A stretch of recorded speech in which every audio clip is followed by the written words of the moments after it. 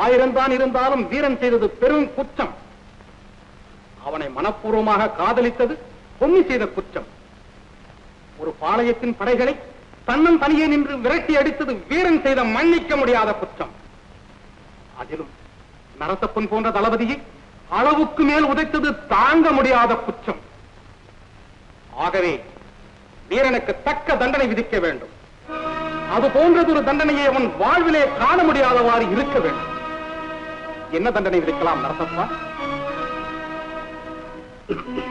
டீச்சர்கள் பல புரிந்த இவனுக்கு மரண தண்டனை விதிக்கலாம். ஆனாலும் போகட்டும், ஆயுள் தண்டனை விதிங்க. ஆம், ஆயுள் தண்டனை. வீரா, அதிலிருந்து நீ தப்ப முடியாது. இன்று முதல் பொம்மின் மனைச்சிறையிலே ஆயுள் முழுவதும் கிடந்து சாவாயாக, அதோடு நமது தளபதியுமாக ஆவாயாக.